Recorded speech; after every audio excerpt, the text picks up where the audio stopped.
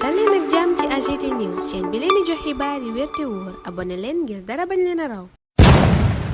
AGT News. Emmanuel Macron dal di nay dëggal ay kàddu yu Ousmane Sonko. président bu France dal di nay valider la nga xam ne Ousmane Sonko ak waa PASTEF dëkkee woon nañ di ko dal di wax ba sax bind ci ab livre tuddee ko solution du samay kàddu kàdduy Aliou Sall la nekk député bu diaspora zone ENOC moom moomee moo dal di bind ab bataaxal bu ama am solo dal di koy jagleel Emmanuel Macron di président wu France jëmale ko ci Ousmane Sonko dama leen koy faram-fàcceel benn par benn ngir ngeen xam Ousmane Sonko na nga xam ne noonee la Emmanuel Macron dal di ñëw fekki seeko ca idée ya nga xam ne ma ngi ko doon développé ca livre ba nga xam ne moo di solution ak ba ba tey politique bi mu nekk di mëni ni mu correspondre ak kàddu yi ki nga xam ni moo di Emmanuel Macron président bu France bi nga xam ne ñëpp dañoo jàpp ne président Macky Sall moom lay jàppale ngir mu daal di nekkaat président de la République fii ci Sénégal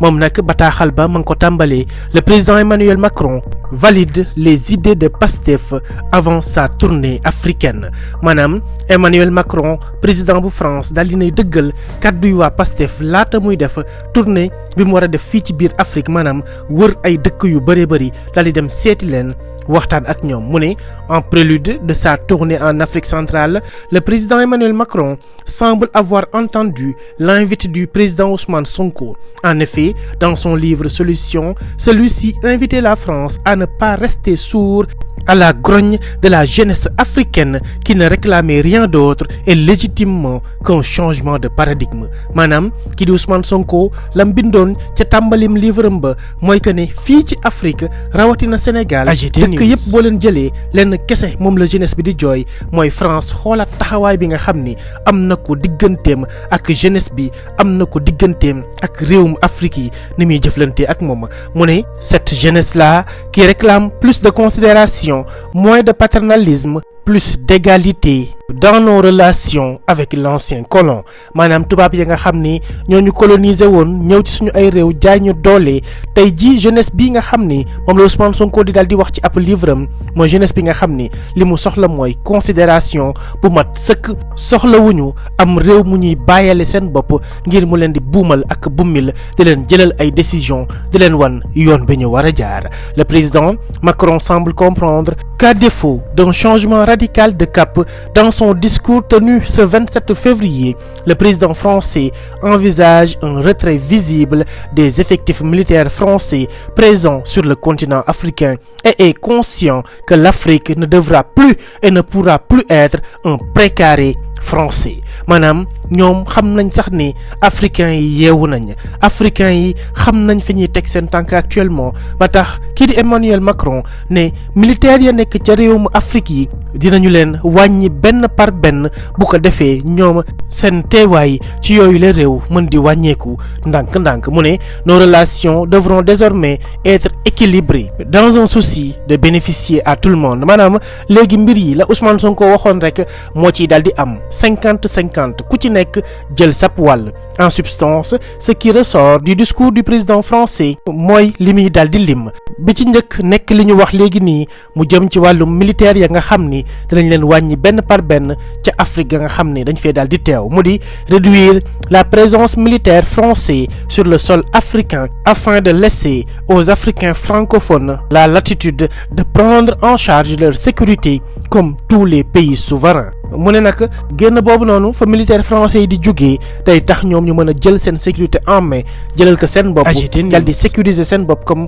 bépp réew bu moom boppam ni mu koy dal di defee ba teg ci ne restituer des œuvres culturelles africaines pour réhabiliter la mémoire des anciens et redonner la fierté des États africains face à l'histoire maanaam la nga xam ne ñoom waa France ñoo ko fi jëloon jamono ji ñiy noot jaay ñu doole wan ñu ne ñoom ñoo am ay armes yu baax ñun amuñu lenn ñu daal di jël lépp loo xam ni daf di ay souvenir ci suñu ay maam yóbbu ko ci seen ay réew def ko ci seen ay musée di ci am ay koppar nit ñi di ñëw di ko contempler comme si ñoo ko moom fekk ne yooyaay fii ci Afrique gi la daal di jógee ñëpp xam nañ ne ay royaume amoon na fi ay empire amoon na fi lu nekk a ngi fi woon amoon ay résistants itam yu fi nekkoon armée comme Pacifique ñu mën cee lim ay ñoom Lat Joor Ngoone Latiir Jóob ñoom Maba Jaxu Ba El Hadji Omar Foutiyou Tall Cheikh Ahmadou Bamba Sidi Hadji Malick Sy ak ñeneen ak ñeneen ba ci Aline Sitoé Diatta ñoom ñëpp nekkoon ay xeetu résistants yoo xam ni amoon nañ fii ci Sénégal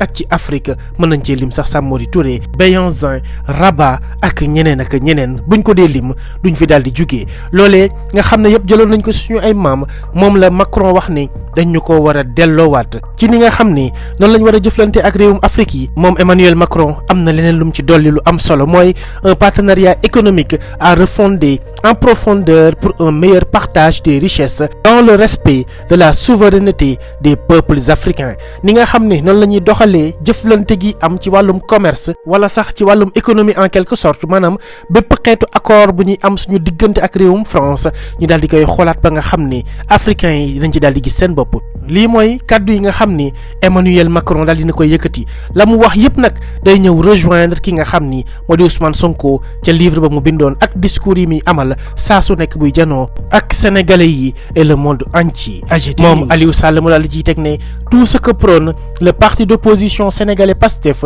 et son leader Ousmane Sonko mooy kàddu yi nga xam ne Emmanuel Macron daal dina koy yëkkati mu ne toutefois la démocratie et la bonne gouvernance sont les grands oubliés dans son discours kii di Emmanuel Macron lu jëm ci wàllum bonne gouvernance waxu ko ca discours am doon tenir waaye itam lu jëm ci wàllum démocratie waxu ko itam dafa am lu ko waral ñëpp xam nañ ne réew yu bëree bëri fii ci Afrique démocratie daf fee sooxee te moom Emmanuel Macron président yi fi nekk actuellement ay xaritam lañ ay waayam lañ loolee moo waral pour mu wax ci dafay jafe da koy daal di effleurer tout simplement daal di jàll nekk ci leneen mu ne une démocratie malmenée au nom de la stabilité présumée et de la lutte contre le terrorisme loolee nga xam ni moo di démocratie amul ci suñu réew yi di Afrique rawatina suñu réew mi di Sénégal li mooy kàddu yi nga xam ni Aliou Sall yëkkati na ko mu teg ci ne une gouvernance calamiteuse sciemment passée sous le silence pour éviter que l'Afrique ne se tourne vers d'autres partenaires moins regardants en la matière maanaam li mu bëgg a wax foofu mooy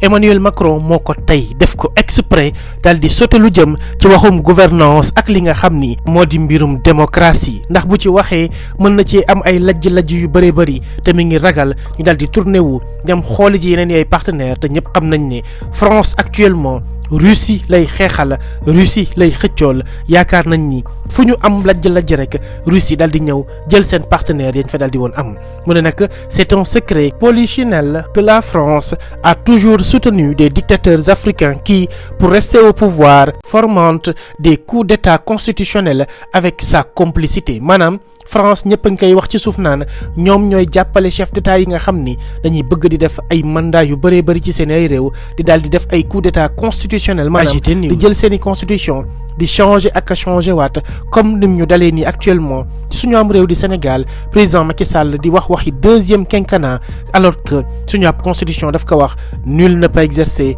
plus de 2 mandats consécutifs ici au Sénégal loolee la daal di bëgg a wax foofu mu ne ce point devrait être éclairci par le président français parce que la France institutionnelle devra aussi prendre une position tranchée à ce propos France daa war a wax ab position am wax fan la féete ci lu jëm ci wàllu mandat yi tegaloo fii ci Afrique te muy ëpp ñaar muy nekk xëccoo gudul jeex di indi ay jafe-jafe ba am ay africains ay sénégalais yoo xam ne seen ay bakken daf ci daal di rot atum 2012 doy na ci exemple bi Abdoulaye Wade di jéem a xëccoo ak sénégalais yi mu ne les aspirations de la jeunesse africaine de mieux en mieux conscientes des enjeux du monde ne sont pas qu'économiques ou militaires, elles sont aussi démocratiques mu ne jeunesse su Sénégal ak jeunesse su Afrique la ñuy woote nekkul seulement lu jëm ci wàllum économie wala lu jëm ci wàllum ay militaires yu ñu fiy jëlee waaye daf ci am loo xam ne c'est démocratique maanaam fair play bi war a am ci suñu ay réew maanaam lépp luy ay institution ñu daal di koy respecter